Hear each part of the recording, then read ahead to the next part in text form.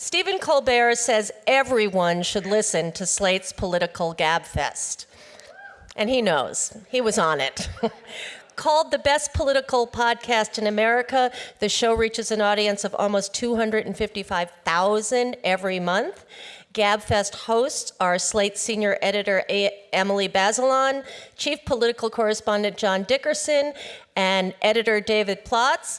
And please welcome Andy Bauer, executive producer of Gabfest.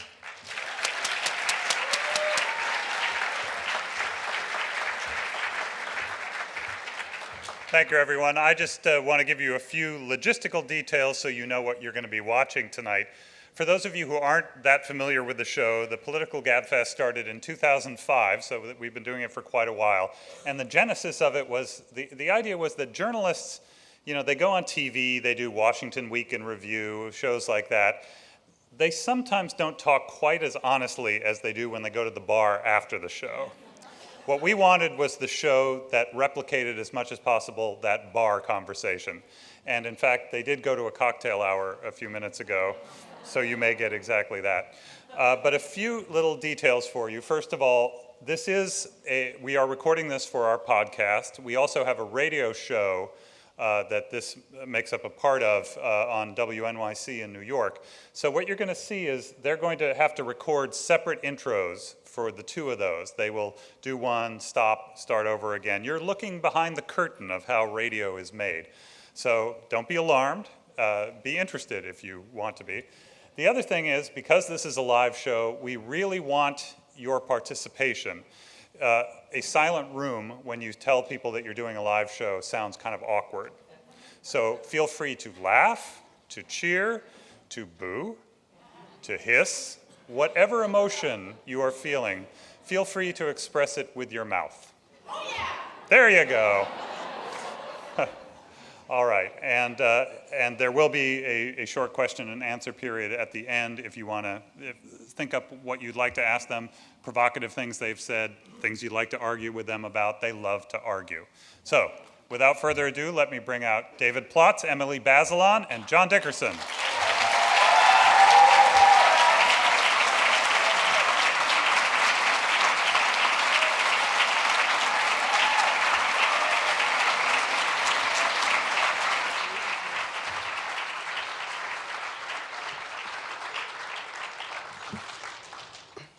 I don't love to argue. What? I don't love to argue. A child of divorced parents. Everybody has to get along. But David and I love to argue. Right. So I try to be the synthesis.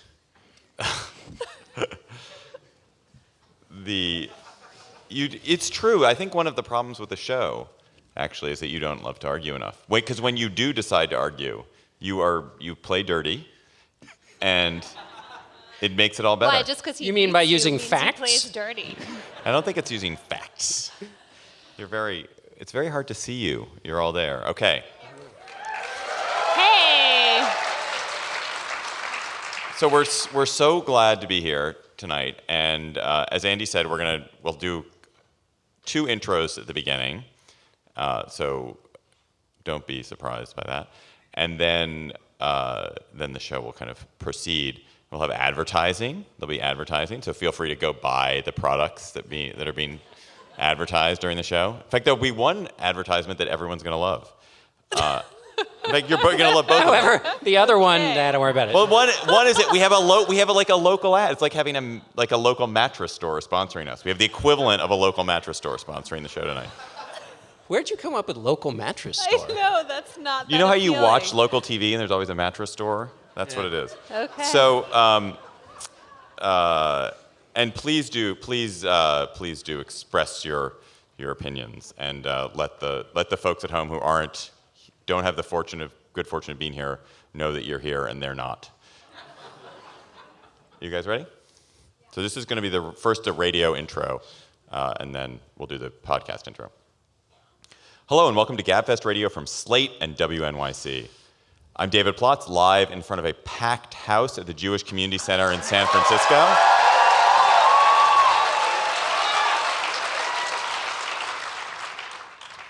Paul Ryan and Patty Murray have struck a bipartisan budget deal without any of the chaos and fury we've come to expect from Congress.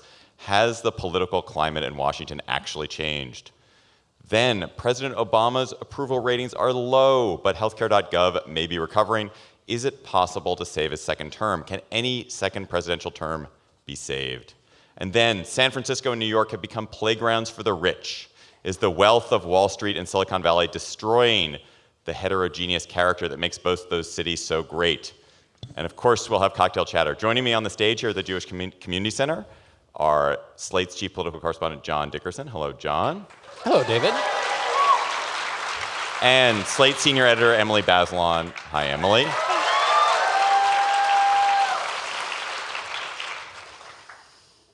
All right, now, this is the real one. This is the real intro. That was just for the New Yorkers who hear the radio show. And well, you might boo. Hello, and welcome to the Slate Political Gabfest for the week of December 13th, 2013, the Why Don't the Homeless Just Use Uber edition. I'm David Plotz, the editor of Slate, and the Gabfest is live tonight in front of a sold-out hall, the Jewish Community Center of San Francisco. This is the Gabfest's first trip to California. We're expecting your famous hospitality. Is there famous California hospitality? I don't know. They yeah, say sure. yes. Sure It's not there like is. Kentucky or Arkansas, though. Joining me on stage is John Dickerson, Slate's chief political correspondent. Hello, John. And then, of course, there's Emily Bazelon, one of many journalists birthed by the San Francisco media culture. It's true. And it's a little-known fact that Emily got her start covering the San Ramon City Council for the now-defunct Tri-Valley Herald. The archive, I did a little Googling. The archive does not. The archive does not go back that far, or I would have collected some of the greatest Bazelon hits. But Emily, tell us, what was the best story you did for the Tri-Valley Herald? The best story I did was about a guy. It was a serious story. I shouldn't be laughing. It was about a guy who was accused of, I think, assault and battery, maybe also attempted murder. I'm forgetting, but accused of a serious crime for transmitting HIV to a woman he had had sex with. And it was one of the first prosecutions of HIV transmission in the country. So for me, that was like super exciting. And the best thing about it was I had gone to be friendly with this San Ramon cop, and he realized I would be really into the story, and he gave it to me because we had a rival newspaper we went head to head with. So I had the story, and the other paper didn't, which basically has never happened to me again in my life. It was great.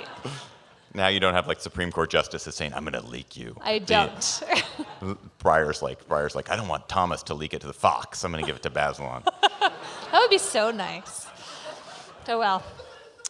So this week on the Political Gabfest, Congress, which is incapable of naming a post office without rancor, appears likely to pass a bipartisan budget deal before the end of the year. How on earth did that happen?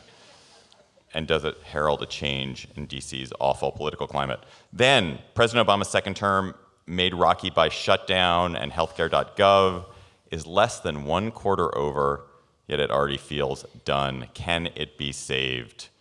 And then, as we were flying in my helicopter over here this evening, I looked out over the city, the fleets of Google buses racing through the streets, looked down on the 22-year-old tech billionaires bathing in their penthouse pools, sucking shots of biodynamic tequila off the bodies of Belgian supermodels, while Alice Water tended the grill in the background. And I thought, what a wonderful city. So we'll talk about the fierce battle about whether rich people are destroying San Francisco and New York and London. Plus, of course, we'll have cocktail chatter and a Q&A.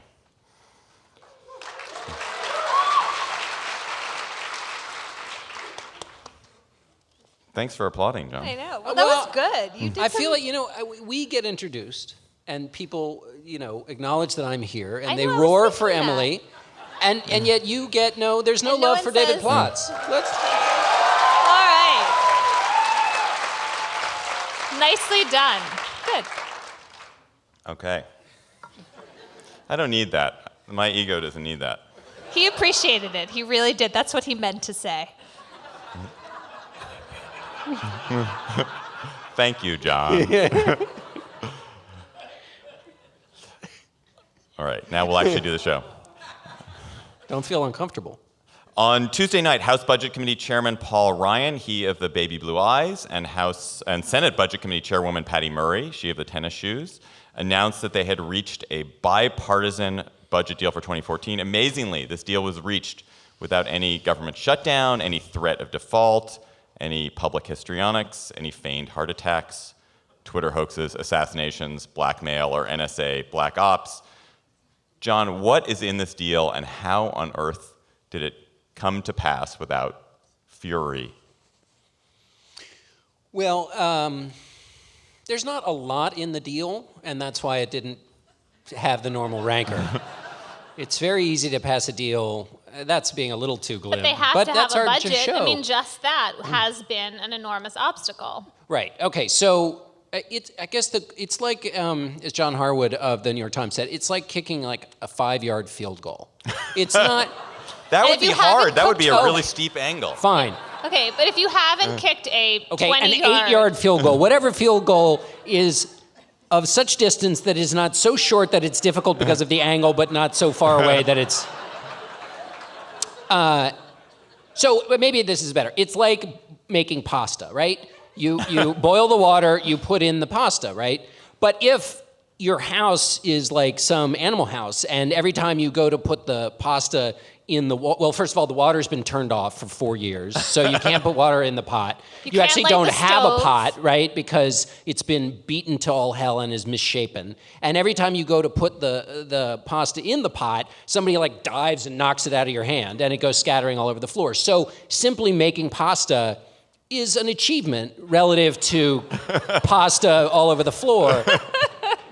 But it's not an achievement, relative to, Making a whole dinner? Making, right, or Chateaubriand for two. So anyway, what do I mean by that? So the big debates in the last budget fights going back to 2011 have basically been about how do you get revenue, and do you do it through the tax code? And then, are you going to touch entitlements? And which entitlements are you going to touch, and how are you going to do it? And we remember the grand bargain from 2011 that broke down over these difficult questions. None of those questions really were engaged in this debate. Basically, what they did was they put the budget. What we do have, which is a significant achievement, is that basically a budget, some top-line numbers have been agreed to for the next 2 years, so there won't be these constant crisis moments. However, just because you set a top-line number doesn't mean you've arrange the appropriations bill. So there may still be some fighting to come. But before they couldn't even get, the pasta in the water. So they've agreed to a top line number. There are some fees in it, which Republicans have basically agreed to pretend are not taxes, but they are taxes. And then there's some spending reduction, but basically what the good side of this is that there's some spending reduction, but it's in the future, which economists mostly think is a good idea because you want growth now, not to cut things back. It removes the craziness of the sequestration, the across-the-board sort of stupid cuts. Not really.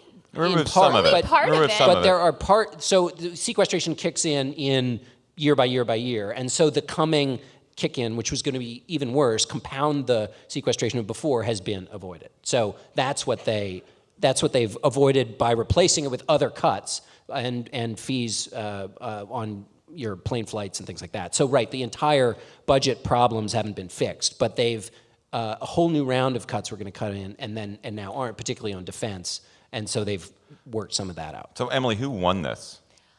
I was going to argue that the Republicans won because some of sequestration continues. Am I wrong about that? Did that change? So Did the I get cut, this wrong? the levels of spending have not significantly increased. Risen. So the reason Republicans may have won is that part of the contributions come from federal pension, so greater pension contributions from federal employees who just don't happen to be incredibly politically popular. So they are getting, nobody's going to stand up for them right now. Although some Democrats may vote against this. But that's one of the ways in which Republicans may And have won. also, it seemed like Nancy Pelosi was going to make a stand for extending unemployment insurance, And then they totally caved on that. Yeah. Right.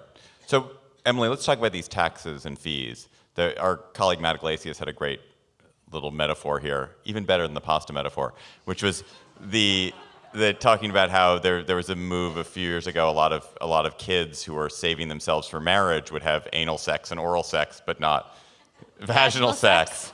And they'd be like, "Oh, we're pure." So and Matt was saying this is basically what the Republicans have done. You know what? I over like the taxes and pasta fees. metaphor better. A lot better.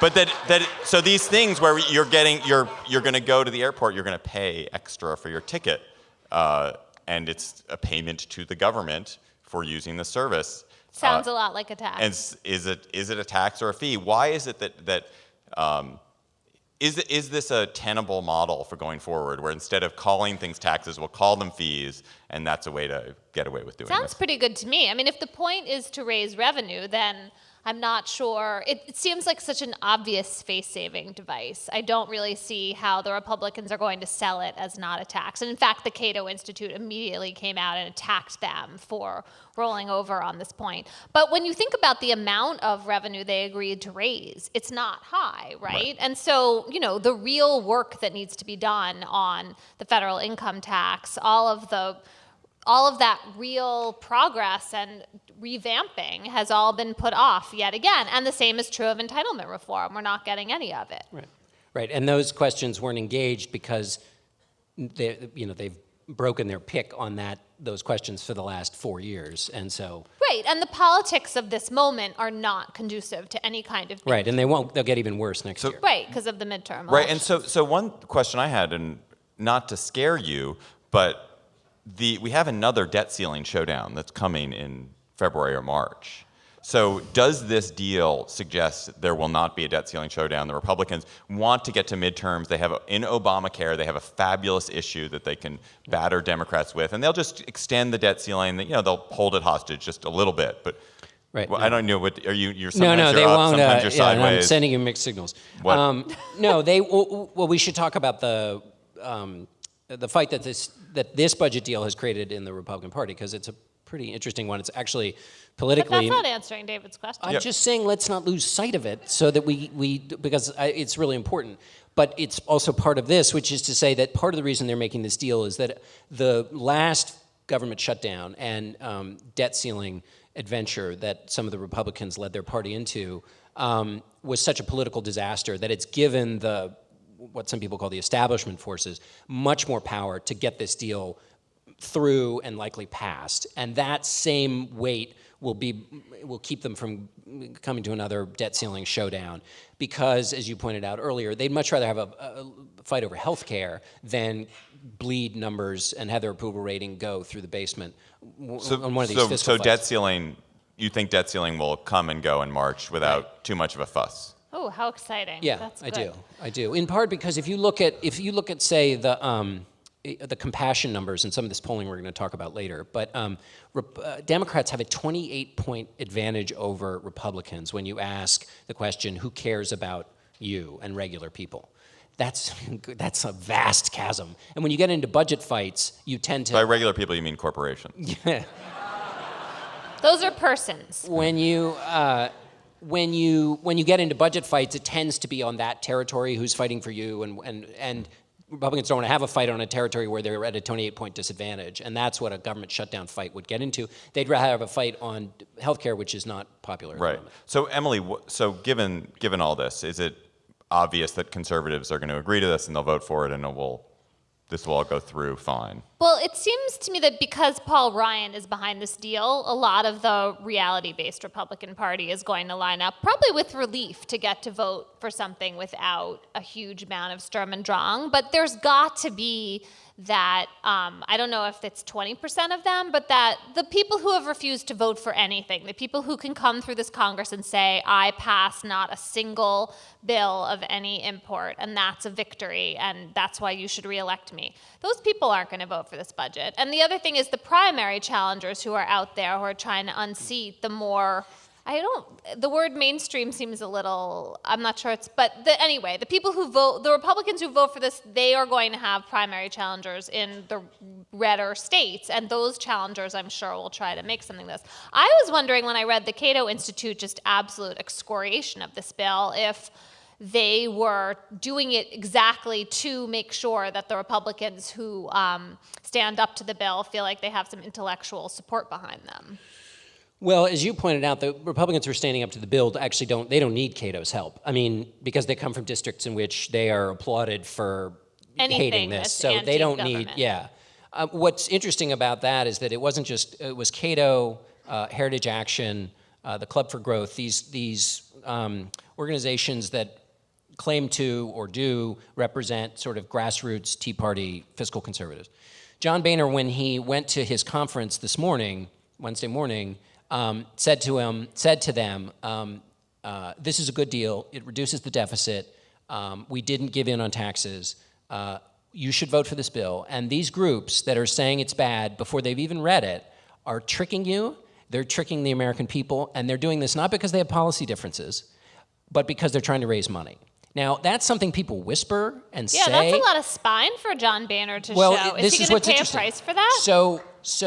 Because that goes to motive, right? It's not just we have a big debate about these guys are totally. Yeah, we're going to trick you is pretty, that's so you heard this during the sequestration fight. You get to Republican senators who hated the Ted Cruz approach were saying, he's basically fooling people. But that was John McCain, I remember saying that out loud, it was not Boehner. No, I know, but I'm saying the sentiment was in the Senate. What's new here is that Boehner is saying it, and he said it out loud at his press conference. It's one thing to say it to your colleagues, but then it's another thing to say it out loud. So what he's done is basically taken this fight in the party between the kind of grassroots populist conservatives and Washington establishment, and that would also include the Wall Street Journal and the Weekly Standard and the National Review, and said basically these people are morally corrupt who are in these institutions trying to trick the grassroots. That's a huge political, and also it's a break in tradition not in tradition, but break in Boehner's posture, which has often been to kind of try to control through kind of messy but not confrontational ways, that part of his conference. So how do we understand that? I mean, I think of Boehner as someone who's very canny about the small risks he takes. And if he said that out loud, it suggests to me that he's decided for some reason this is not very risky. Why is that? Because of the shutdown. Because the numbers of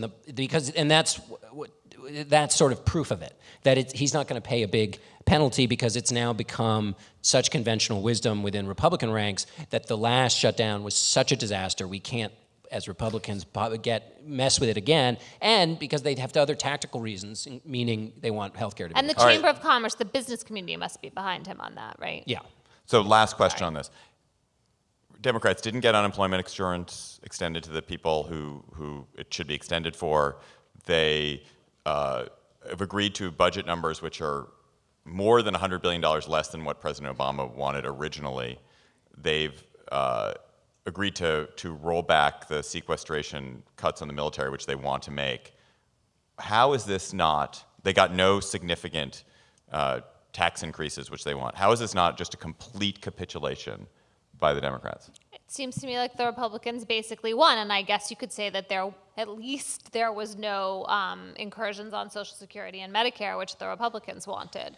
But given that the Democrats control the Senate and the presidency, that seems like small beans relative to the whole. I think you could argue that, also you got the federal employees who now have to contribute more to their pensions, which is something Democrats. I think that if you were trying to salvage this for Democrats, I think you could argue, well, for 2 years now, we're not going to have these budget fights. That means if the economy is getting better, we will have these budget. That's just nonsense. We're going to have these budget fights. But it's important. The reason we're going to have budget fights is that, again, you can agree to a top line number, but you still have to come up with the details. And Barbara Mikulski's going to have one set of details in the Appropriations Committee in the Senate, and in the House they're going to have a much different set of appropriations. So there still will be conflicts, but there may not be as many. The conflicts won't lead to shutdowns. And the idea is, if the economy really is getting better, and you can settle something for 2 years, that it might actually have some beneficial effect on the economy. And that might not be bad for Democrats. The irony of that, of course, being that the shutdown was good for Democrats at the polls. Right, but a sustained shutdown. A sustained lift in the economy, and then you also imagine Obamacare has ceased to be a disaster and unfolds from here on out successfully. What an idea. All right. And it also means you can also move on to other issues like minimum wage, income inequality, other issues Democrats think they might have a cleaner shot on.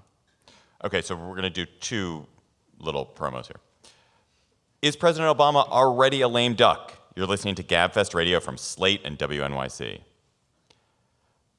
Coming up, are the rich destroying San Francisco and New York or making them better than ever? You're listening to Gabfest Radio from Slate and WNYC.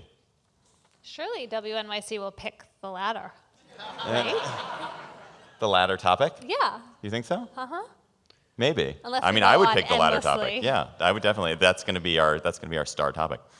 And now we have a message from the Gabfest first sponsor this week. This is not the mattress sponsor. Our Gabfest first sponsor this week, Stamps.com. With the holidays almost here, you don't have time to go to the post office. There's the traffic, the parking. It'll be packed with everyone mailing their holiday gifts and packages. So use Stamps.com instead. With Stamps.com, you can avoid all the hassle of going to the post office during the busy holiday season. Everything you would do at the post office, you can do right from your desk. You can buy and print official U.S. postage using your own computer and printer. You can print postage for any letter or package the instant you need it, and the postal carrier will pick it up.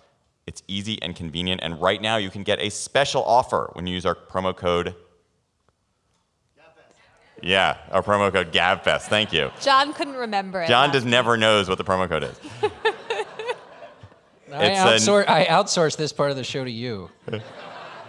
It's a no-risk trial and a $110 bonus offer, which includes a digital scale and up to $55 in free postage.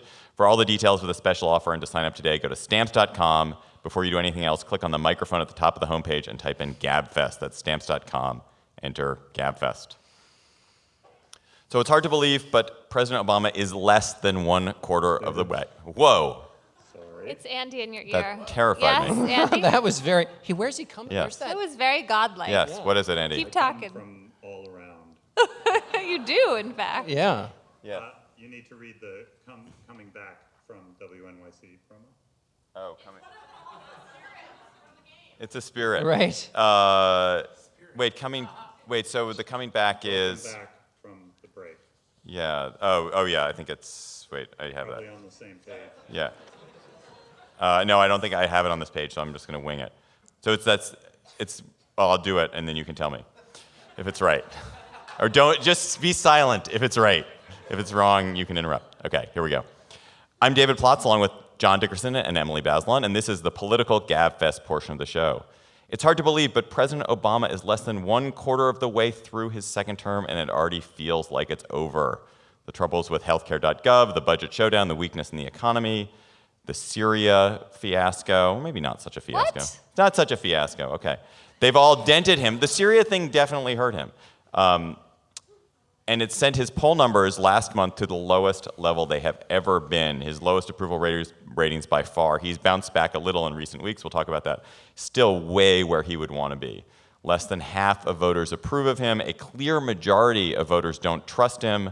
Half of voters are actively opposed to the Affordable Care Act. So, Emily, is it over? Here we are. It's late 2013. He's barely started a second term, but is it done? No, it's not over because this is about healthcare.gov and the president's promise that everybody could keep the healthcare they had that they liked, which turned out to be a false promise. And now that the website is working, much better at least, and people are signing up for it, if Obamacare can roll forward and people feel like this program is working and they start to see its benefits, then his approval ratings are going to start to come back. So he's badly damaged. He's like staggering in the corner, but he's not out of the fight yet. Where's he on the pasta question? He would really like to just make the pasta peacefully, put a little Parmesan cheese on it, and yet. So, John, do you share Emily's view that it's okay if that the main question is healthcare.gov, if that turns up, that he's okay? Yeah, but I think it's limited. So 34% of the people think that healthcare.gov is going well, and so the question is, if the future. Who are those That people? is a lot. What are? Yeah, Where? I Well, was in that group. they have a larger view, right? They think, hey, it's, in the end, this thing is going to, help the 47 They're million so people who are benevolent uninsured. and patient. Well, and they have a rooting interest in the success of the president because they're from his team. So they're partisan. They I were, suppose. and they think actually, if you sign up 500,000 people and put them in Medicaid who didn't have health insurance before, that's not a bad thing. Can I just tell a great story?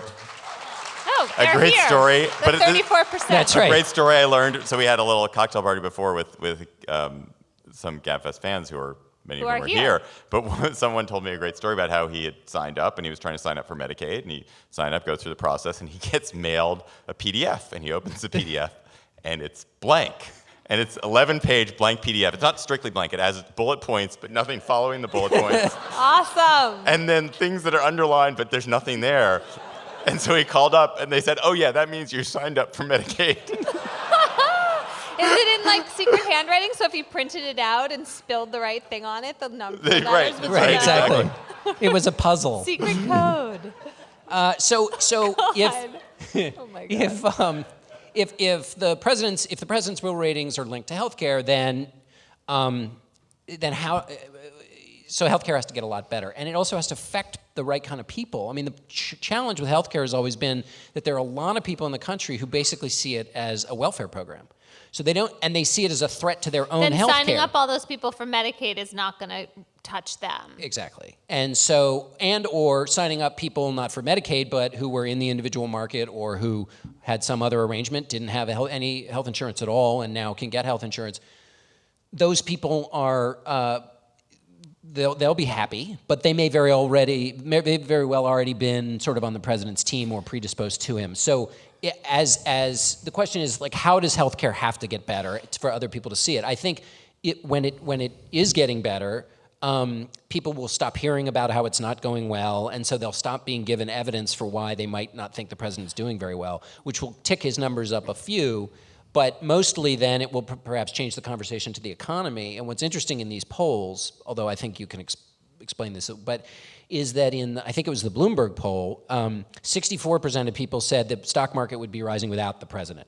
More than 50% said that the benefits and the unemployment that are happening despite the president. In other words, they're not ready to give him any credit. Now, I think that they may say that, but if we have a sustained several months with jobs numbers like the last month, by sort of osmosis, it will benefit the president. And I think that will be more powerful than the benefits in healthcare.gov, which are less direct to enough people to lift his poll numbers. But do you think some of that is also about giving? If you are down on him because of Obamacare right now, then you would start answering all those questions. No, I'm not giving him credit, right? So here's one question I have based on what you were just saying about what would have to happen with healthcare.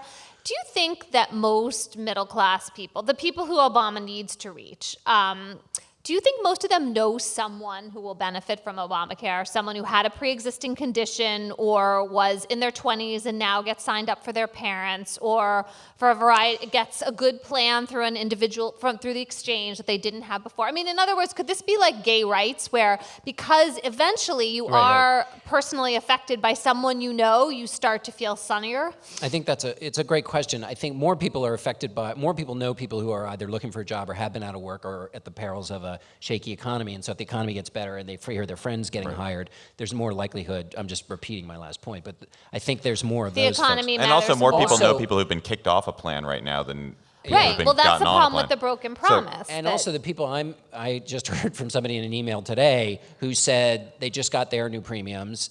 They're furious that they're high, and they're blaming all the people who are getting subsidies. Now, there's no correlation, but they're still angry. And so this is a middle-class person who's not happy, even though they know somebody who's benefited fact, from it was the sort law. of the I don't think it's going to have the same beneficial effect, in part because one thing that is going to happen over the next year, 2 years, is that the Republicans there's not going to be any legislation in the Congress to fix the bill. All that there's going to be is investigations, Kathleen Lawsuits. Sebelius dragged in front of Congress to testify about why this or that has gone wrong. The lawsuits, which may well totally gut the bill. It doesn't appear to me that it's on a glide path, towards On the the happy other hand, landing. there should start to be success stories, the kinds of stories the administration is starved for right now, where they can show the people who were suffering and who would have lost everything are being taken care of now. Right. Yeah, the question, I think they'd be happier to have success stories on the economy. But now you're making an argument that sort of no matter how well healthcare goes, it doesn't matter enough because of the economy. You think think the economy's more powerful. He's got, but look, of the two things that he has control over, he has more control over getting healthcare.gov to work better than he does the economy at the moment. What I wonder from either one of the two of you is, if you're faced with a situation where So the comparison is between, is he going to be like Carter and George Herbert Walker Bush, who saw their approval ratings go down and a series of things that only kind of kept them low? Or is he going to be like Clinton and Reagan, who saw bad things happen in their second term, but their approval ratings went up? The distinction and difference, of course, is that the economies were a lot better for those two presidents who saw their approval ratings go up. But if you were a president and you had 3 more years to go and had a Congress, had one house or branch of Congress that didn't want to work with you, and you had a public that was kind of tired of you, as these polls suggest, you still have this, you're still like, you have a big job. Yeah. So what would you do? Well, I Fill think all those vacancies. But you can't fill all the vacancies. You can just go to the filibuster. You can fill a lot more of them. No, you can't, because there's all these procedural measures. No, you're too caught up in the blue slip. If they start abusing, if the senators, if Republican senators start abusing the blue slip, then Patrick Leahy can say no more blue slip. Well, look, they're not going to fill all those vacancies really quickly, and most of those vacancies are not. Those are appointments that last the next 2 years. They're not appointments that last a lifetime. Not all the judgeships. You're forgetting the things that I care about. I mean, to me, all of this, and that actually matter, though. Make the case. Matter and are lasting. It's not just your parochial thing. It matters to people's lives. Thank you. Yeah.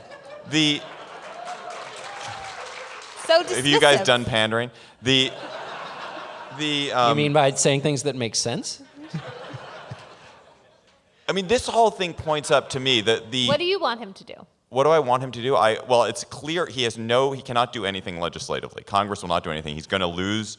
The Democrats are going to lose seats in 2014. They will probably lose the Senate. No immigration reform is dead. It will not pass. He traded it for gun control and didn't get any gun control. He didn't get gun control. He didn't get immigration reform. He, foreign policy will do what foreign policy does, but I don't think he's going to go on he's not going to start a war, I wouldn't think. So that's good. So, no, that is good, but that's not,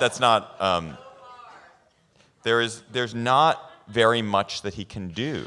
There's administrative stuff, but they're going to be so caught up in the lawsuits over Obamacare, which are going to continue, so caught up in the trying to get Obamacare to work that I just don't see anything. What about the moral power of the office? What if he went and gave his inequality speech that he gave last week? Was it just last week? And went across the country and just wouldn't shut up about it. I mean, he has to make a better speech. That was not a great speech. That was like a term paper speech. Well, I know, but I'm trying to find. Otherwise, he'll be home alone. Who knows? He'll be 3 years. Here's my proposal. Here's my proposal. So what clearly to me what has happened? So I was looking back at second terms. Second terms are terrible. Right? There is not a good second term. One shudders, actually. Reading about them is so dismaying. I mean, Eisenhower apparently had a terrible second term. FDR's was okay. LBJ had, I'm going to get to that point in a second. LBJ, his second term was a catastrophe. The Reagan second term, Iran-Contra. Clinton second term was the Lewinsky scandal. I mean, it was good economically, but it was just beset by ridiculousness.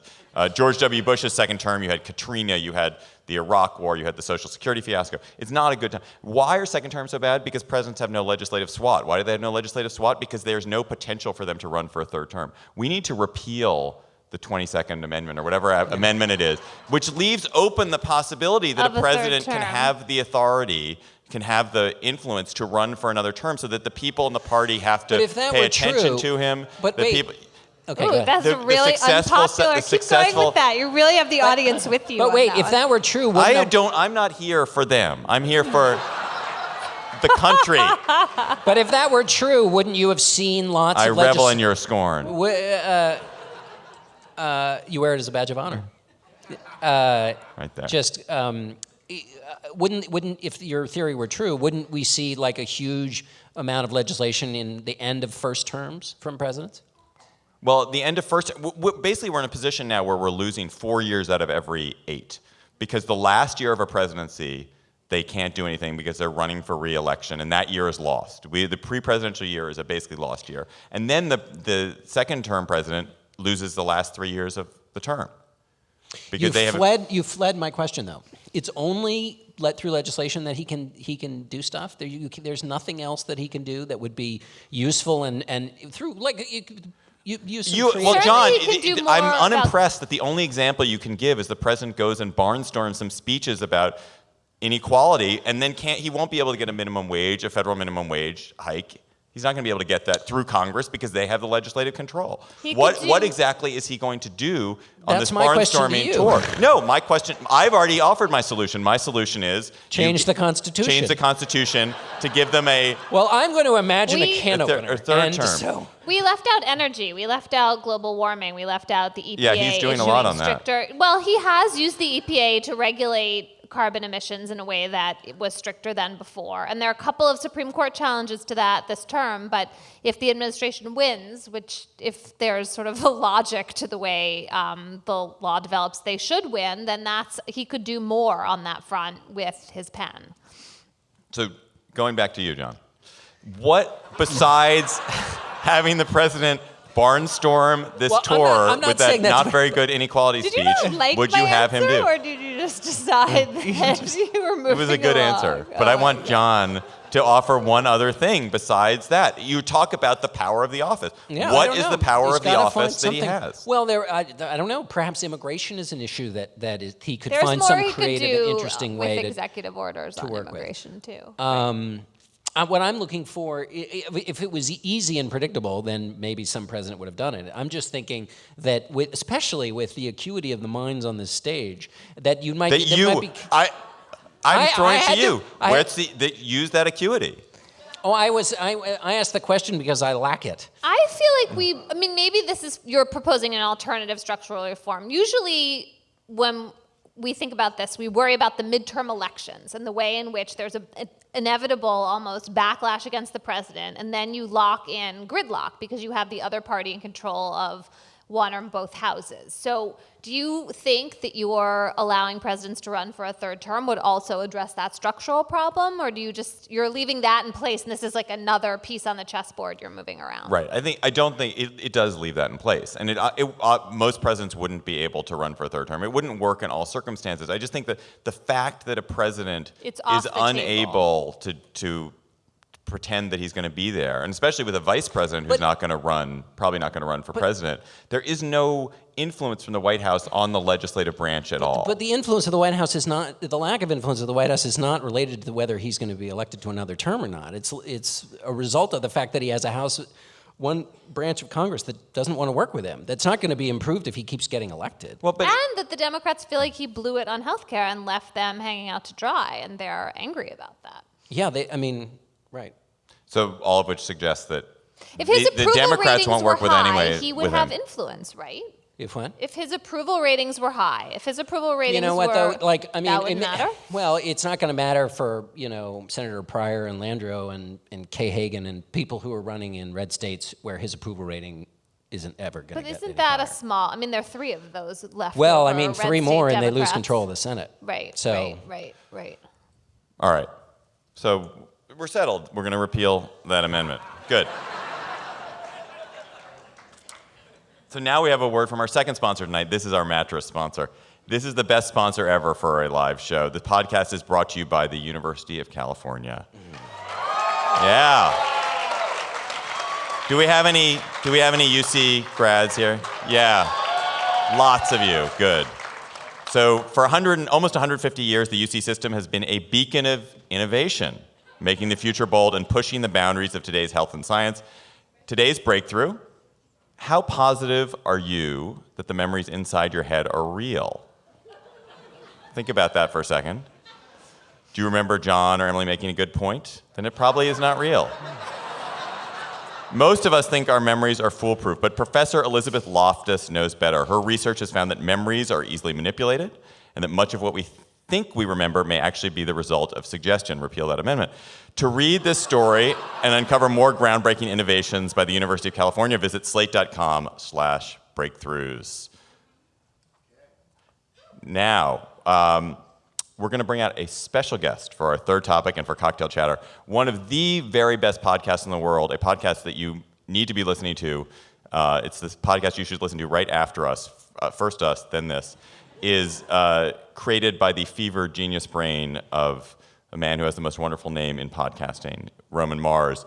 He is the creator and host of 99% Invisible, a locally grown podcast about the built world around you. It's an incredibly great podcast. We are thrilled to have him join us to talk about this last topic, which is about the huge surge in wealth and the rise of Silicon Valley and how it's changing this city and how wealth in general is changing cities around the world.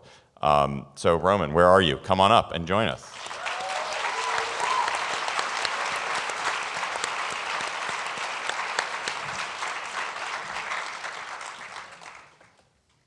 All right. There it is.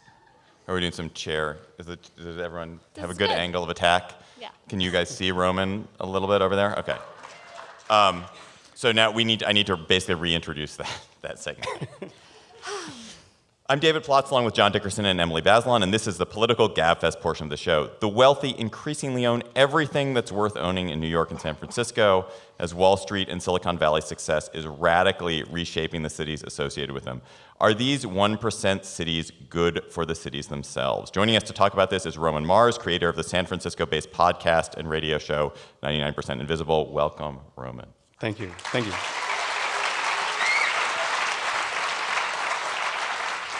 So Greg Gottman, who's the CEO of a tech startup named Angel Hack, wrote this on his Facebook page this week about San Francisco. The difference is in other cosmopolitan cities, the lower part of societies keep to themselves. They sell small trinkets, beg coyly, stay quiet, and generally stay out of your way. They realize it's a privilege to be in the civilized part of town and view themselves as guests, and that's okay. In downtown San Francisco, the degenerates gather like hyenas, spit, urinate, taunt you, sell drugs, get rowdy. They act like they own their center of the city, like it's their place of leisure. In actuality, it's the business district for one of the wealthiest cities in the USA. It's a disgrace. I don't even feel safe walking down the sidewalk without planning out my walking path. You can preach compassion, equality, and be the biggest lover in the world, but there's an area of town for degenerates and an area of the town for the working class. There's nothing positive to gain from having them so close to us. And well, you might boo. Yes. So Greg Gottman did apologize, but And to whom did he exactly apologize? he apologized on Facebook. On Facebook, yeah. He Yeah, said, no, but I mean, Only after but his who did he address his apology to? Probably to his The investors. great unwashed masses. That was my point, which isn't really an apology at all. So we've come to San Francisco at a fantastic moment. I haven't been here for a few years. I don't know if you have. It's stunning. The They've wealth is missed you. stunning, and the kind of omnipresent conversations about technology and wealth. The protests blocking the Google bus that we hear about, the earlier protests outside of Twitter, the fact that San Francisco has now become the most expensive rental market in the nation, with a $3,250 being the average rental for a two-bedroom apartment. So there have been a bunch of pieces about this. The New York Times has written about this. A piece by our former colleague Farhad Manjoo in San Francisco Magazine basically paints the rise of wealth in the city as a unadulterated good. George Packer in the New Yorker was much more skeptical, and he was sort of saying it's ruining the city. There's a similar fight going on in New York about Wall Street, the election of Bill de Blasio, who ran as the idea that there shouldn't be two cities. He didn't want to have a city for the rich and a city for the poor. So we wanted to talk about this. And so Roman, starts off, as a San Franciscan, tell us about what you see as the major changes to the city and the built environment, since that's something you particularly focus on, brought by the tech boom. Right. I mean, I think first I have to give a qualification that I'm now kind of an East Bayer. Oh. You were driven out by the high prices? I mean, I moved to Chicago. I was in San Francisco for a long time. I moved to Chicago. I had kids in Chicago. And when you have kids, the city council votes you out, and you have to settle in the East Bay. And so I feel a little bit like... Could you do a Kickstarter to move to San Francisco?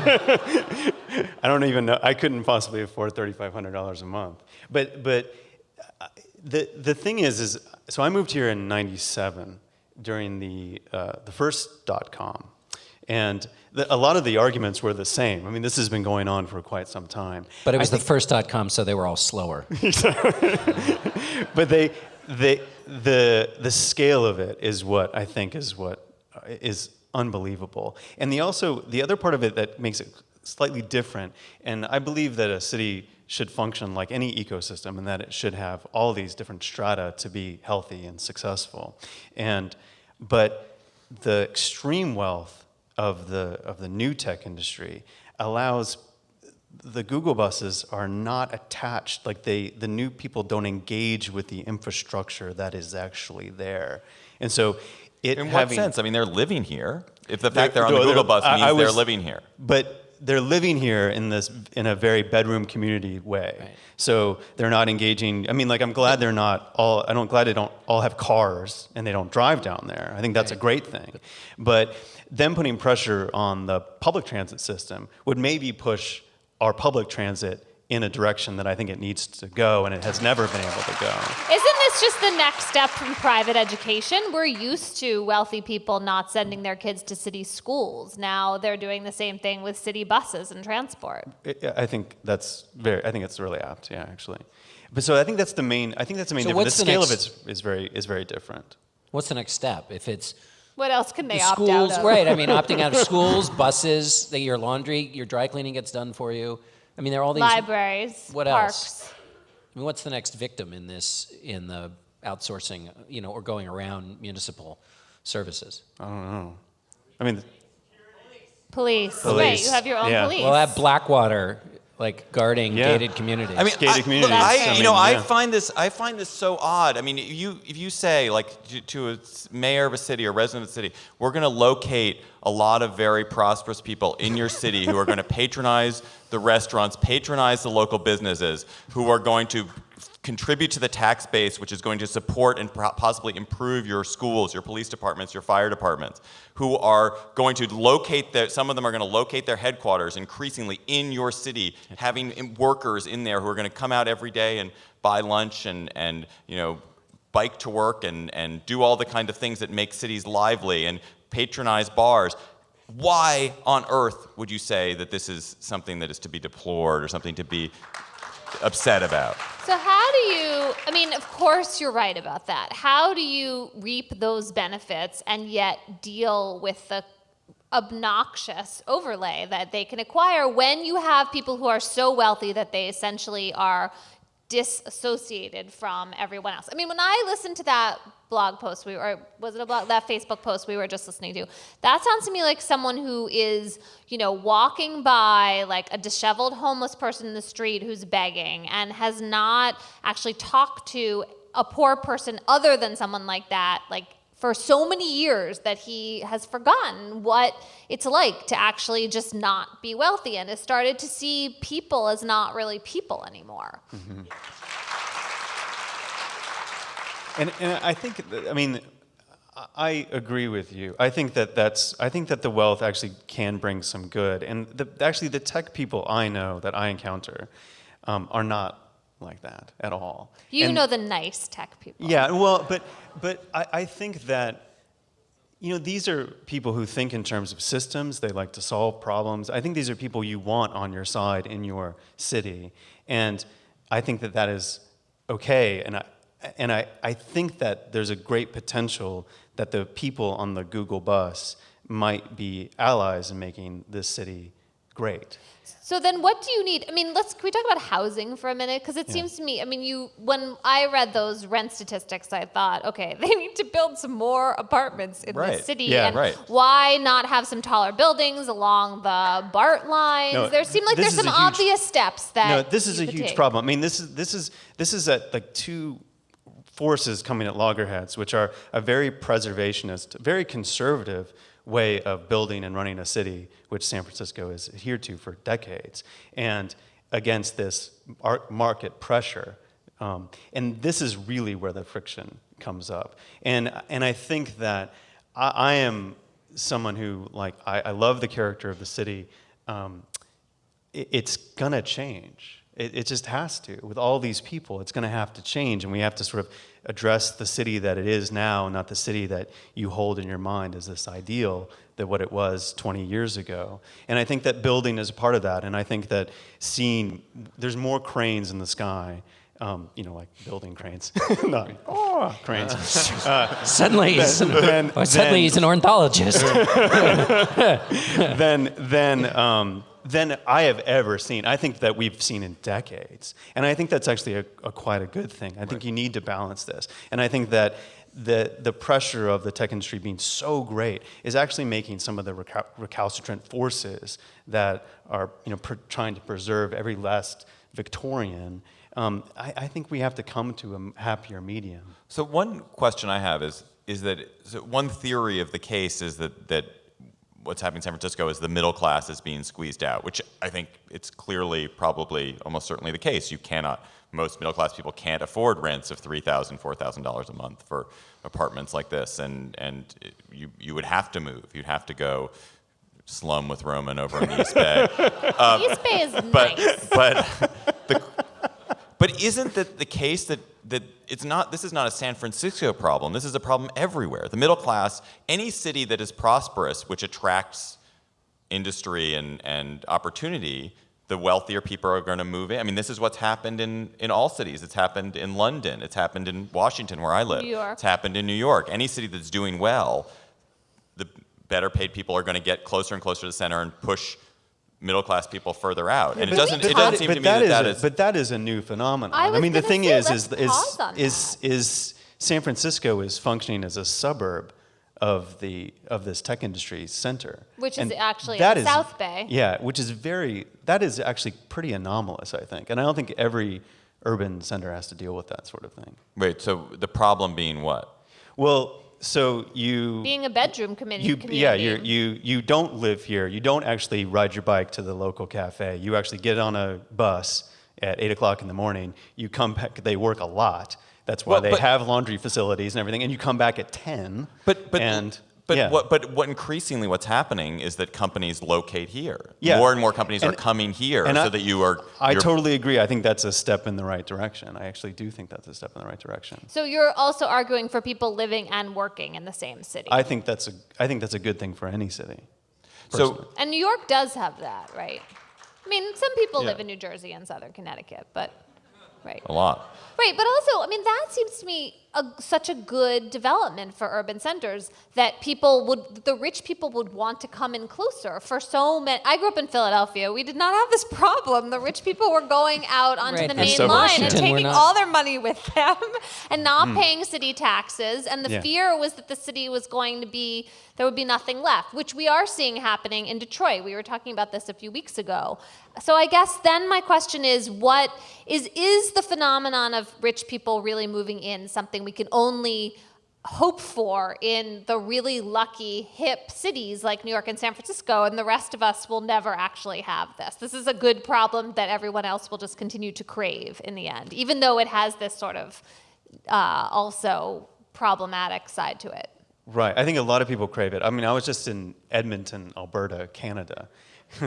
It's a great little town, and actually quite a big town. And there's this whole effort to revive downtown, to build downtown as a place, and to turn it into a more walking city. And there's lots of, great studies about the ideas of walkability and how it makes you healthier and makes the city better. And they would love to have a little piece of this problem. The problem is like for 5 months out of the year, you cannot actually go outside in Edmonton. So we're going to become a sledding city. So one thing I wanted to get at is that, which I think is a point, I think George Packer made this point, is one of the things that's interesting about San Francisco, and that it must be maddening if you are here, is, and why I think there's so much tension around this, is the gap between the kind of idealistic and utopian vision that the tech industry presents, and sort of its self-image of itself as we're not just making it billions of dollars, we're creating a frictionless society where you're gonna do network with people on whatever stupid thing you're networking on that's going to really improve everything for everyone, and that's what I'm up to. I'm not really trying to get to the IPO. That's really not what I'm doing. It's all frictionless. So the gap isn't the problem that in Wall Street you don't have this. In Wall Street they're just like, we're going to make money. We're going to get huge bonuses. We're going to buy that big apartment and spit on you from our balcony, and you're gonna love it. No, But we're is so it, lovely is it that the we gap? don't care I love how the you way you feel. changed voices between the San Franciscan, like, guy, you're talking like this, and then the New Yorker voice. That's great. Could you read my kids' audiobooks to them? Well, you're saying that Wall Street wouldn't have had that second post that apologized. Yeah, they wouldn't have apologized, right? Well, they wouldn't. They're not on Facebook. They don't care about Facebook. Yeah, that's the. They're just like they don't even know what Facebook is except a stock symbol. Right, and yet. But is it? I mean, I guess is but that what's so aggravating? Well, but as a political matter, New York just rose up and gave the finger to the people who were speaking in that weird voice you were using. Yeah, but not really, because in the end, de Blasio is not going to change things from the way it is. But I don't think that's why he got 70% of the vote. They thought. The rhetoric was there. But don't you But I feel mean, like this is the inevitable backlash? People are tired of Bloomberg. They'd had too much of, a kind of arrogant rich guy who seemed insensitive. And they. But and for de these Blasio- reasons. Yeah, he has the rabble-rousing rhetoric, and good for him. But But in the I'm end, not his saying- tweaks are small. Right, but I guess my point is that whether it actually, if anything ever comes of it, they seem to have, this attitude David talks about seems to have created like a mini revolution. And people are, and I think this is a little overblown, but are looking at that and saying, this is coming to the entire country, that revolution. Yeah. Well, here, Roman, do you think that the disconnection between what the tech industry actually is, which is namely profit-seeking corporations, and what it claims to be, which is utopian world-changingness, is part of the problem? Part of the problem. I mean, I guess it would be more intellectually honest if they recognize the effect. And again, what I really want, and I think the problem with the Google bus is that it's imminently solvable. In a way, it's it's just a symptom of the larger thing. So what's the solution? No Google bus. They ride the buses and then they campaign for better that's the buses. extreme one. One of them is one of the big fights is charging them for using the spaces that the Muni buses use. Okay, so that's one thing. So you can start to charge them, pretty exorbitant fees to be in the bus to be lane. part of the infrastructure, and then whatever, and that's one way. I would love to see it to be deeper than that. I would love to have each of these companies go you can look at a sort of a design. I've seen a map that sort of charts the Google buses and all the different buses, and you go look at that, and you should bring that to Muni, and hopefully a bunch of people can get together and go, you know what? We should make this to be part of our infrastructure. We should include this loop. We should figure this out. And that good app you designed, Google or Well- whoever, that shows when the buses are coming, now we'll use that for the city too. I mean, wasn't Gavin Yeah. Newsom actually talking about that? And then he said, oh, you know what, we don't have the budget for this right to now. get the iPad apps. I mean, totally.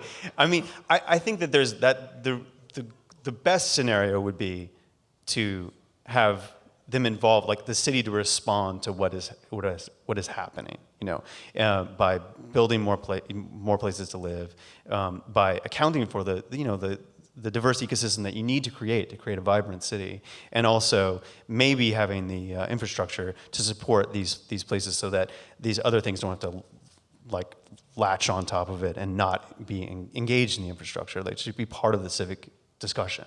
I think that would be that's the idealized scenario. I think that because of the rhetoric of the companies, you think that they would want to do that, and maybe the disappointment is that they might not at all want to do Right. that. I mean, isn't the biggest gap between rhetoric and reality the open and the closed? That these are supposed to be companies that are all about sharing and openness, and yet they're creating these bubbles that move along. But, right? I mean, just to that point, No. there was an Roman's interesting unimpressed article by in that. Vanity Fair this month that I read on the plane out here, which was by Paul Goldberger, the architecture critic for Vanity Fair, and he looked at the big complexes that all the And corporations are Apple's building. Apple, is actually like an Spaceship impenetrable and ring. Google and Facebook. And it reminded me of has anyone read the Margaret Atwood Mad Adam trilogy, where these it's a futuristic thing, but it's a world where these corporations have set up private compounds where everyone lives and they conduct crazy, weird scientific experiments. It's exactly like what I'm sure Google exactly and that's Facebook what's going to happen. are planning. No, those campuses they are creating their own little cities, which in a way, it does take away from a person engaging in the city that they live in, and we want to live And I think it'd be okay if we lived with them, as long as we were living with them. You know what I mean? Like, for really living with them. And so I think that does tell you something, which is why I think I love the fact that more of them are opening, in the city themselves. I think that's a good sign. I think that's important. But also, even if they didn't open in the city themselves, they were only Google. People are just taking the bus. They were coming. Isn't it still better that the Google people take the bus from here out there than that they live in a gated community out in whatever place people live in gated communities? Isn't that still better? Because why? Because their tax revenue is here? Because they're boosting housing prices people up? living in density just creates better stuff. Well, and gated communities are soul-sucking and murderous. I mean, what about the middle class? What about the fact that they're displacing the middle But class? I think the displacement of the middle class is a canard. The problem, America just doesn't have enough middle class jobs anymore. We don't create enough middle class jobs. That's the big problem with society, and that's not Google's fault, and it's not Twitter's fault. It's the fault of a society which is basically deindustrialized and doesn't have enough jobs like that. And I don't think that Google and Twitter can solve that. Well, in fact, the closest thing they can do is having people live in cities where they're creating at least jobs for the Uber drivers and the people who open restaurants and the people who work in the service industry, trinket stores. Like, that's the best thing you can have. But it's not physically. they don't have a factory where people are going to make Google. Google is not made. But the people, they don't make Google. Okay, fair enough. But the people who can't afford apartments because the rent, $2,000 or $2,500 a month was reasonable and $32 is not. There are probably tens of thousands of people who they are making enough for X, but not for this higher price. They are physically being displaced, and they were people who were doing their dry cleaning and getting their haircut and their whatever in the city, and they weren't riding private transportation to leave it every day.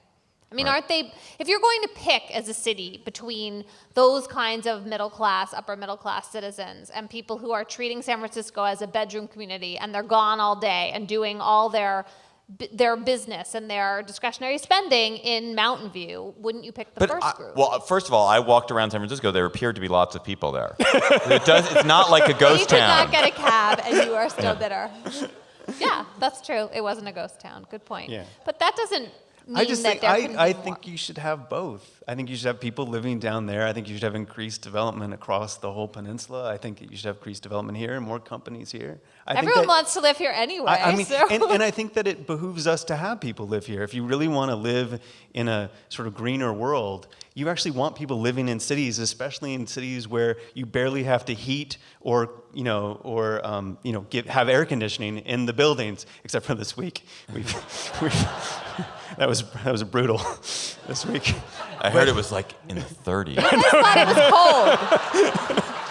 cold. We barely got out of the East Coast because there's snow, and then we got here and was complaining about we don't have insulation in these places. Yeah.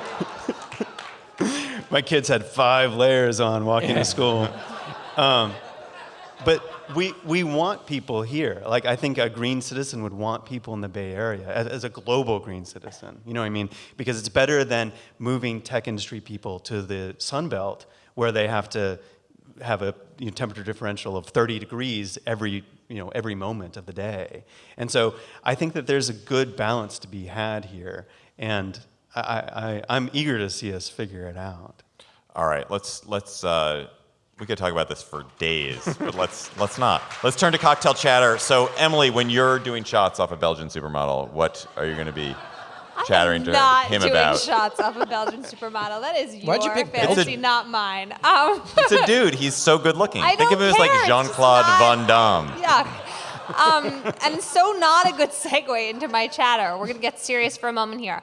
So a few weeks ago, a man who had been in prison for 34 years for a murder that he didn't commit got out of prison. And this is starting to happen around the country. We're maybe a little bit used to hearing about it, but usually the way people get exonerated is through DNA. You have science that is able to overcome whatever human errors were committed. this was a case where there wasn't any DNA analysis. There was no existing physical evidence. And so instead, it was really hard to unravel. It meant taking out a couple of false witness testimonies that had convicted this man. And this case, luckily for him, ended up with the Loyola Project for the Innocent. And they succeeded in exonerating him. And my sister Laura, who is here, was one of the lead lawyers on this case. You can hear my voice is shaking. It's just such an amazing accomplishment. I'm so proud of her. I really can't think of any bigger impact you could have on anyone's life. So that's my shout out. Right. Roman, what is your... you would do a body shot off a Belgian supermodel, for sure. I've been thinking only about crazy ants. Did anyone read this? Because of John Whellam's great story. Yeah, exactly. So in the New York Times Magazine, John Whellam had this great story about crazy ants, which are ants that swarm. They're sort of taking over Houston and parts of Texas. And the interesting part about it is that's a strange thing to applaud, but you go. Yeah. But one of the things about the crazy ants is they're literally called crazy ants, raspberry crazy ants, named after a man named Raspberry to add more absurdity to this story. And one of the things about them is they swarm into electronics and then short circuit, which gets right into the heart of me. And they also the fight to eradicate them as an invasive species.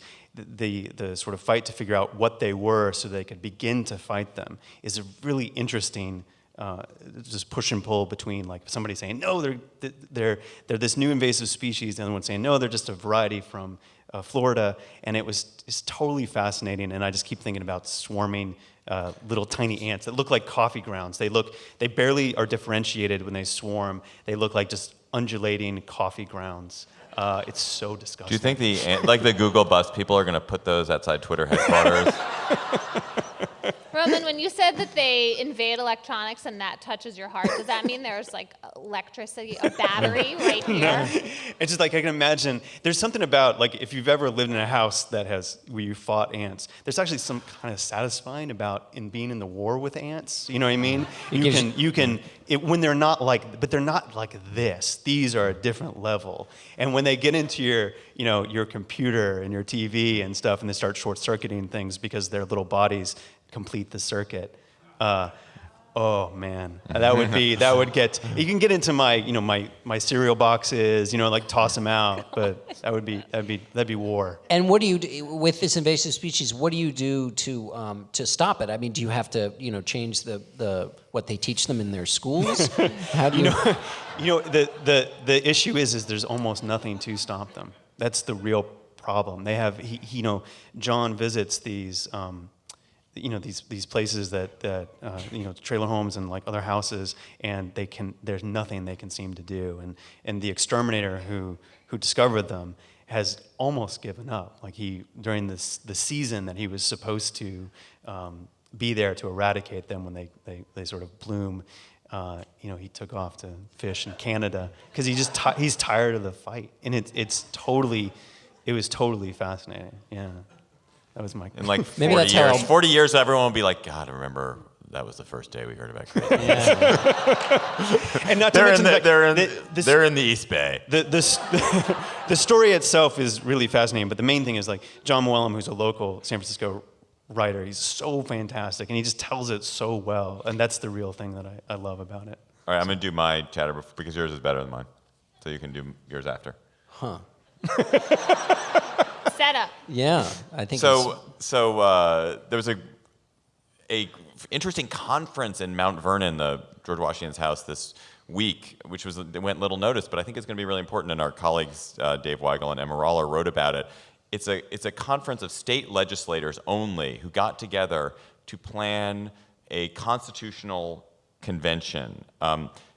So mostly, the Constitution has become impossible to amend because Congress can't pass a constitutional amendment and you can't get state legislatures. Except the 22nd Amendment, you can amend the hell out of that. I don't even think it was right. I don't think it was the right number. I don't think it's the right number. The 22nd is for the two-term one. Yeah. I didn't look it up. So. Also, the part of the 22nd Amendment, if the president dies and you serve more than 2 years of his term, that counts as a term.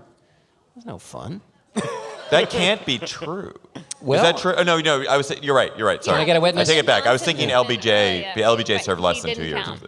So, so this interesting Tea Party movement was Tea Party and ALEC, which is this sinister state legislature organization, are trying to get enough states, you need 2/3 of states, to call for a constitutional convention. And you can then pass constitutional amendments that way without having to take them through Congress. And they want to get, a balanced budget amendment, an amendment to limit taxes, an amendment that would allow Congress to overturn Supreme Court decisions they didn't like. It's a very ambitious agenda. But actually, most of the stuff that they want to do is they're not things that I want to do. But this idea of going after the Constitution again, of saying this is a living document and we have to change it and we have to fix it, is one that I applaud. And I hope that they succeed in getting this constitutional amendment planned. No matter what ends up passing, you hope? Well, Let's just change it. I think no matter I think if you can get Let's if make you it could work. if you can get some constitutional amendments passed, I think it's worth trying to get them passed. Everyone should try. I think the left should try, the right should try. Their conference was open to legislators left and right. So Right. it seems Because- worth the attempt. Better than have this suicide pact of a constitution we have now. I'm all for changing the Constitution, but I do think it matters what you change it to. Oh, come Oh, on. you and your details. That Bill of Rights, I'm fond of most of the Bill of Rights. John, what's your chatter? Wow. So today we had this wonderful experience. Yes, it was really great. We participated in a locked room game. The three of us, and Andy Bowers was also there, and it was set up by our faithful reader, R.S. Harmon, who, there were 10 of us in this room, 10, right? Or was it 9? 11 of us. Oh. Anyway, counting is very important to this game. Anyway, you're locked in the room for an hour, and there's a series of puzzles. The room is designed like kind of an apartment for somebody who could afford to live in San Francisco. And so there are chairs, and there's a table, and there are different pieces of artwork on the wall, and then all of it is kind of screaming out to be solved, but you're not quite sure in what way. And you have to... We participated in it with some other wonderful people who were generous enough to... we raffled off the other remaining tickets, and they gave donations to charity and joined us. And it was such a fascinating experience it was very intense for an hour. And when I say locked room game, it doesn't feel... there's no sense of peril. There wasn't a sense of claustrophobia, which I thought maybe it might be a little weird. It's a big enough room. It's Yeah. true, I didn't get claustrophobic. Yeah, and it's intense in a way that's not frightening. In other words, you might think locked room and intense, and then and that might make it feel like you're having like an hour-long MRI. But it's it was not. Everybody kind of scattered to their tasks. We were a little. We went off sort of like a shotgun blast. There was no existing structure. Although it was interesting with David. My kind of default was to kind of expect you to kind of... He did a little leading. Run the show. He beginning. did some, but like David does, this is the way in which people sort of played to type. He did some leading, but also since he does more than just lead, he participates, he writes stories. He is actively engaged in the process, not just kind of dictating. This is a great chatter. He also sort of Tell did me both. more about what David did. And then Emily, too, just sort of snapped into this. She has this incredibly irritating thing she does, which is like she sits down and writes a story and just sits down and writes a story, as opposed to me, you sit down, you make tea, you sharpen the pencils. I had a problem, though, which was that I had no keyboard, and so no one could read my handwriting. I Yeah. volunteered to be the stenographer, and I forgot that nobody can read my handwriting. Oh, well, you seem to be actively engaged I towards was a purpose. engaged, but not legible. And so anyway, it sounds like those kinds of horrible kind of team building games that you might have been engaged with sometimes, where it's a lot of forced fun and there's somebody whose job it seems to be to go around saying, "Isn't this great?" But and I guess that's my job in this case. But it was such a like fascinating experience, and in the end we didn't find the key that helped us escape from the room. We had to use one of those cranes to get us here tonight, but we came sort of close. We had one last hurdle, which we didn't. I don't think we were that close to it, but if we'd cleared it, we would have gotten out of the room. So I recommend to all of you who live here that you try it out, because it's a really neat experience. All right. It's fun. So we're gonna have 3 more bits of business. First, we're gonna wrap the radio show, then we'll do the credits, and then we'll do a Q&A. That'll do it for the Political Gabfest portion of the show. You'll find a longer version of the show with more topics at slate.com/podcasts. I'm David Plotz in Washington. The Culture Gabfest starts right now. It does not start right now. That is not true. You're not obligated to sit through that. Actually. All right, we'll do the credits. We're at the JCC, so I wanted to do an appropriate credits for the JCC. In the beginning, God created the heavens and the earth. And the earth was without form and void, except for our show page, slate.com/gabfest, where you can find links to some of the things we talked about on the first day. And God said, let there be light, and there was light. And then he suggested emailing us at gabfest@slate.com or commenting on our Facebook page, facebook.com/gabfest. And he looked and he saw that it was good. And God said, let there be a firmament in the waters. And he called that firmament iTunes. And he said, let this iTunes bring forth music and podcasts and all their kinds, the comedy podcasts and the Miley Cyrus and lo, even This American Life. And he listened and he saw that it was good, yet it was not complete. For then he created the Slate Political Gabfest in the iTunes store, and he left a comment while he was there. And his comment was, this was good, except Plotz kept on talking over Emily. Boo. And then God created the fish of the sea and the birds of the sky, and from the birds of the sky he created Twitter, and Twitter begat @SlateGabfest, and lo, you shall follow it. And then God said, let's make a producer in his image, and that producer's name was Andy Bowers. And then God said, let me bring forth a helper for this producer, and I shall call her an intern, and her name shall be Rebecca Cohen. And then God saw everything he had made, and it was very good. For Emily Bazelon and John Dickerson, I'm David Plotz. Good night, and God bless. And Roman Mars. Thank you to Roman Mars for being such a great guest. Okay, we're ready for questions. And our first question comes to your left, right here. Hey guys, haven't seen you in all of an hour. Quick comment, I don't know how you got through that last segment without talking about Matt Iglesias' The Rent is Too Damn High. Do you read your own blogger? The actual question I wanted to ask was, we look at all of this dysfunction in Congress, and of course in California we no longer have Republicans, and that's how we're solving things, although it's still tough without a functional national government.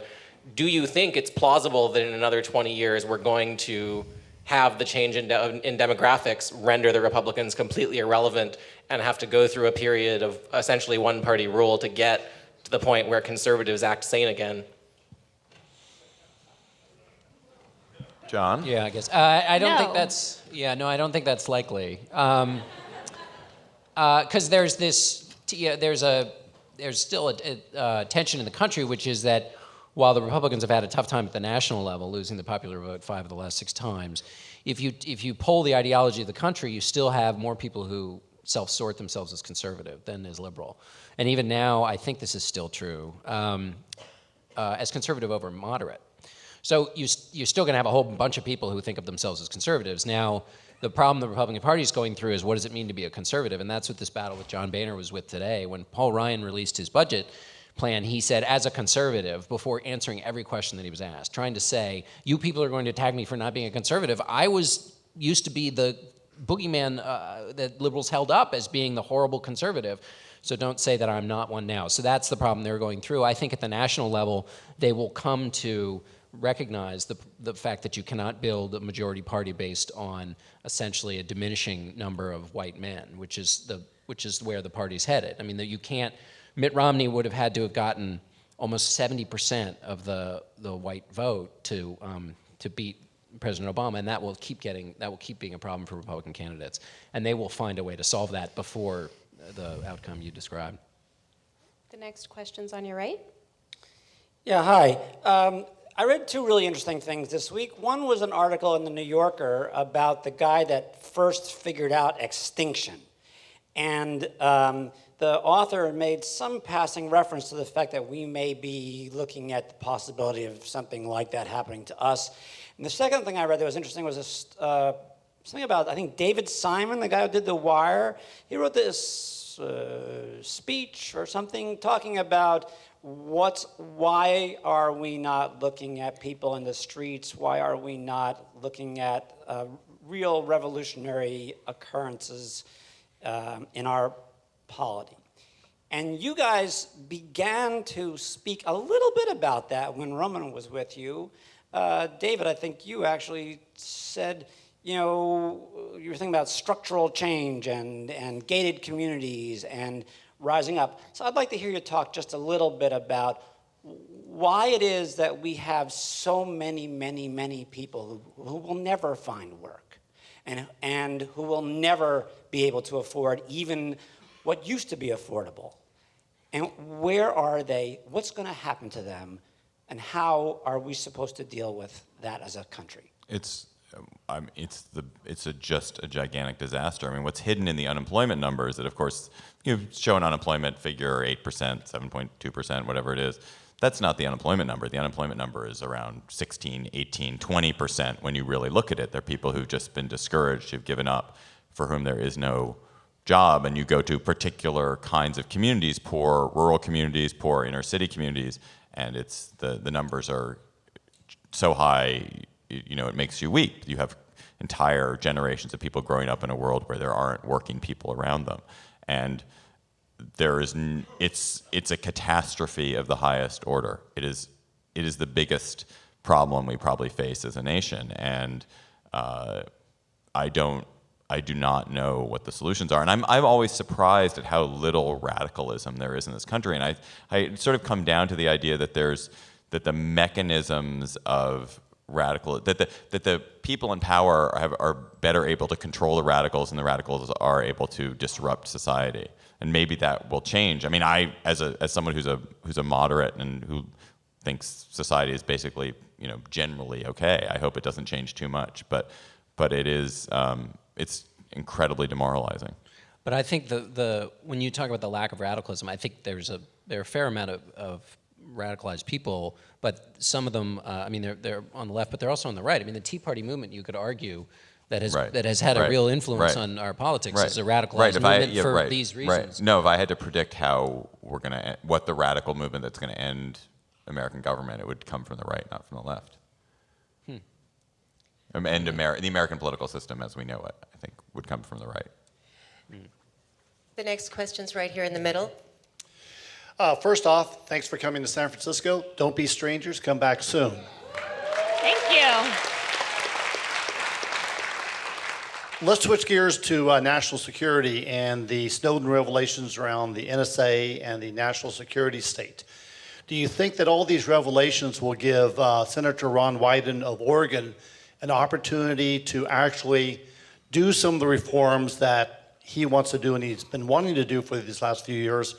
Or will our Senator Feinstein still be able to sort of carry water for the security state?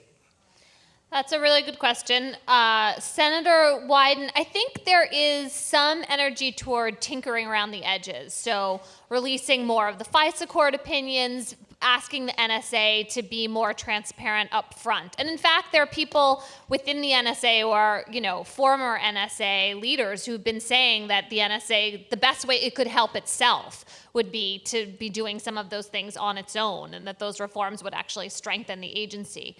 I am pessimistic about some big legislative reform, partly because Congress just isn't in the business of legislating in particular, but also because I think that, and this goes with the lack of radicalism, that there has not been actually sustained energy to really rise up and protest. And part of that's because people do feel like they want to trust the government, that some of the surveillance is useful and is keeping them safe.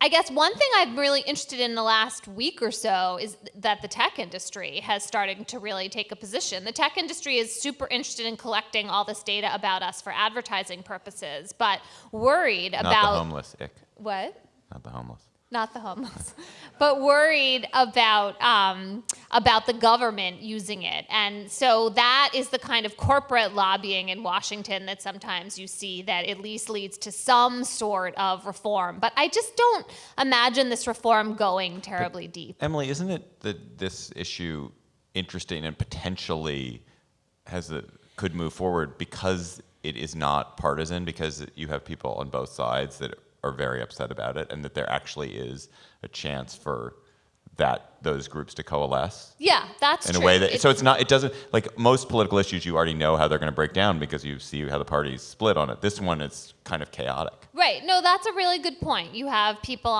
in Republicans and Democrats who are angry, but you also have still most of Congress wanting to basically have maybe some kind of face-saving reform, but not some deep change. And the national security industry is really entrenched in Washington and Virginia, and there's so much money that goes into it. It's just hard to imagine that supply really being cut off. Next question. Hi, I'd like to lighten the mood for just a moment here. And given the political context in Colorado, Washington, and most recently Uruguay, I'd like to ask you guys to predict what you think will be happening in the next couple of years, 5 years, 10 years, in terms of drug policy in the U.S., and whether we may expect some sanity to enter the conversation.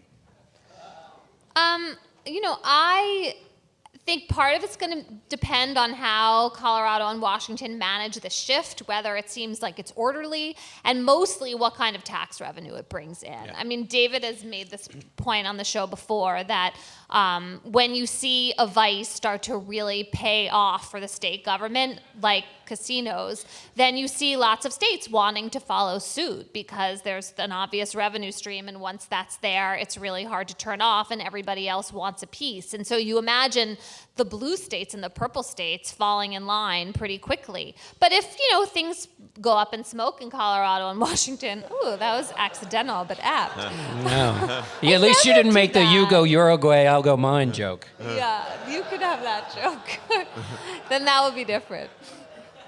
The next I stole that question, from the Marx Brothers. The next question's here again in the middle. Talking about the change between the wealth and the poor, more and more of these people that live in San Francisco need more and more care, i.e. cleaning ladies, et cetera, which means that most of the cleaning people have to commute insane distances. I subscribe to a service, and the cleaning woman comes from Pinole, which is very far away. She has to pay toll, gas, and it creates a massive traffic jam. It's fine that the Google buses are around, but how are the poor people going to manage?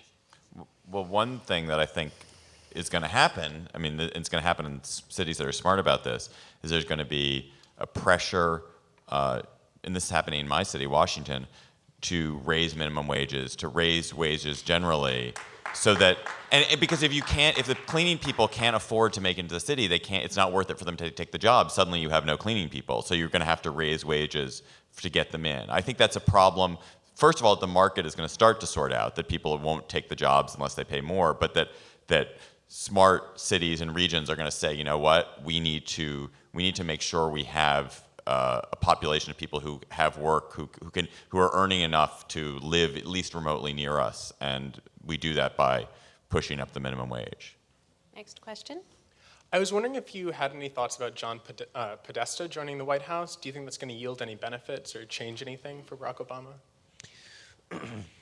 Well, I was talking to somebody on the Hill today who had, but I feel like Man or woman? What's that? Man or woman? A man. Why? Bigger Blonde than or brown haired? Brown hair. Republican or Democrat? Bigger than a bread box. So anyway, back from that little interlude. And there have been a variety of times in the history of the Obama administration where they've said, well, they're going to improve their relationships with Congress. And so this person today, who was a Republican, was saying, maybe Podesta will start, the outreach that would be helpful to kind of improve just the normal, day-to-day things you're supposed to do. So, for example, John Boehner's office didn't hear that the White House was interested in unemployment benefits, extending unemployment benefits until last Friday. So this budget deal was basically cooked by that time. And so it would have been too late, because if you're going to extend unemployment benefits, you've got to find the money if you're going to get Republican votes to pass this budget agreement, which they need. And, they had to scrape and fight and kick and come up with all kinds of backbends get the money that's in this deal right away. So finding another 25, 26 billion would have been pretty hard and not something you wanted to start last Friday. So that's the kind of thing with, this person was speculating might be improved by Podesta. But mostly, there is a problem with layering over that I don't know if that's a specific problem with this administration, where you add one more competent person, and that's great, but it doesn't change a fundamental structural flaw. Now, I don't know. What's the structural flaw? What we don't know yet is whether there is a fundamental structural flaw. I mean, the president makes the case that, yes, he botched, and his team botched the healthcare.gov rollout, but the things that they did well, nobody ever knows about. So, for example, there hasn't been a natural disaster where the response from the federal teams was so horrible that we even know who runs FEMA.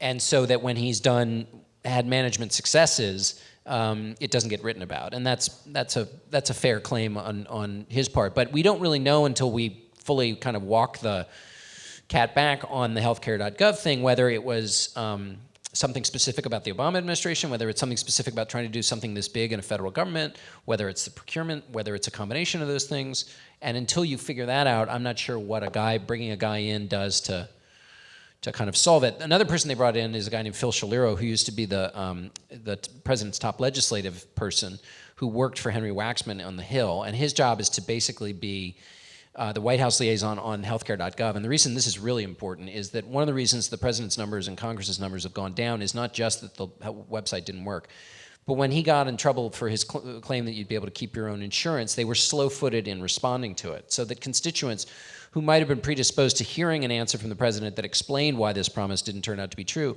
didn't hear it for 3 weeks. And the members of Congress who were waiting for an answer to be forthcoming from the White House had nothing to say. So they need to sort of create what they've called a political punch list, which is a series of problems they're expecting to have over the next year, so that they can be in a position to respond quickly, so constituents think they're at least on the case trying to fix whatever problems arise. And that's what this guy, Phil Shaliro, will do, and that's something that might actually, be something that will be important and that you can watch. We're going to take 3 more questions. My question is about polling, so hopefully this helps fill some kind of quota for John to talk about numbers again. It's about the poll that was done by the Harvard Kennedy School Institute of Politics about millennials. And the banner, the headline that came from that was that a majority of millennials disapprove of Obamacare. And obviously they're an important segment for Obamacare so that it's viable.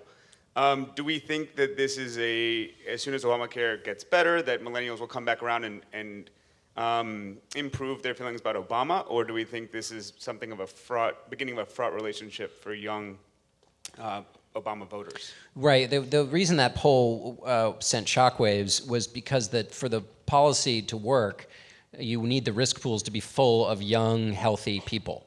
And because you don't want them to be full of sicker people, and that will cause premiums to go up for everybody.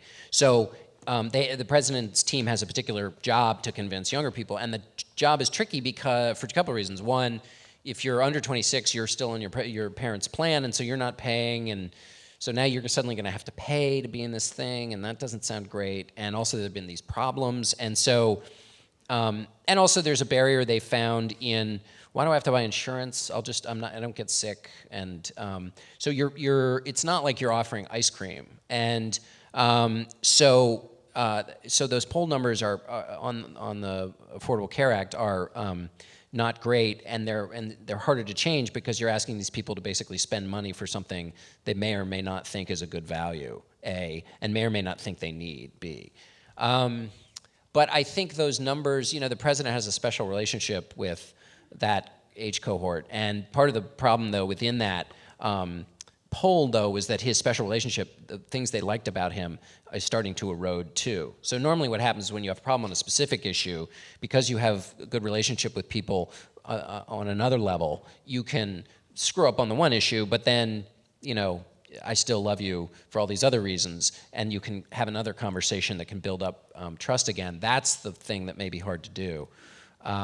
So the great thing, though, is we'll know. We're going to get enrollment numbers, well into next year, and we'll just find out if young people are signing up. And if they're signing up, it doesn't matter whether they like it or not. it'll be, it's a thing we can actually really, really measure, as opposed to normally we're kind of making it up. So we know which amendment David would change in a new constitutional convention. How about Emily or John? Which amendments would you change or add? Oh, this is such a fun game. I did a whole project in Slate a summer and a half ago about changing the Constitution. I mean, one of the most obvious things to go after, especially in the wake of filibuster reform, is the composition of the Senate and the disproportionate power it gives to small, sparsely populated states. I was just seeing, Jeff Toobin wrote a big piece about this in the New Yorker last week, and the statistic that jumped out at me was that when the composition of the Senate was created by the founders, the biggest state had 11 times as many people as the smallest. Now California has 70 times the population of Wyoming. That seems to me like it's crying out for some reform.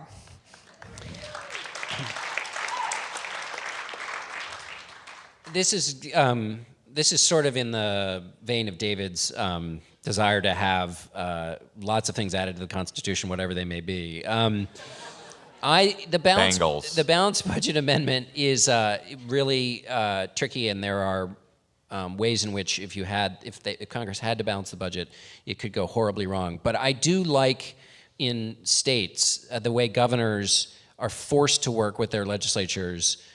Because they basically have to balance the budget, and sometimes it comes up with their bad laws. But just because they execute something poorly doesn't mean it's necessarily the fault of the fact that they have to balance the budget. Sometimes it forces creative thinking. Sometimes it forces people to confront issues that they otherwise just keep kicking down the road. And as we see states and cities face pension liabilities that have been for too long ignored, and we think about problems that we have that have been for too long ignored, and the lack of, and we saw it in our constipated conversation up here about what the president would do with his last 3 years, the lack of a forcing mechanism to force people to think creatively and to get into a room. One of the things about the locked room game that I thought would be great is if you forced 5 Republicans and 5 Democrats into a room, because it would insist upon actionable, useful behavior, because otherwise nothing gets done in the room, and it would just force them to do what they seem to be averse from doing. But you couldn't have deficit spending during a downturn. This is economic but the thing insanity. But I mean, my point here is that you could write it in a way that, if GDP was whatever, then your balanced budget amendment is waived for some number of years. I mean, you don't imagine the worst conception of the balanced budget amendment. Imagine one that's written thoughtfully and that takes into account some of the normal objections to it. One that doesn't actually require you to balance the budget every year. One in extreme circumstances gives you there's some cartilage in the system so that in extreme circumstances you can have a little flexibility so that it doesn't cause total chaos. Yes. Our last question is right here.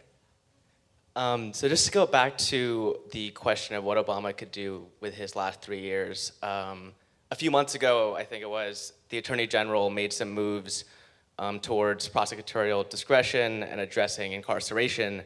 And I'm wondering what you think could be more steps that the executive branch could take without legislation to address incarceration, and what's the likelihood of that happening?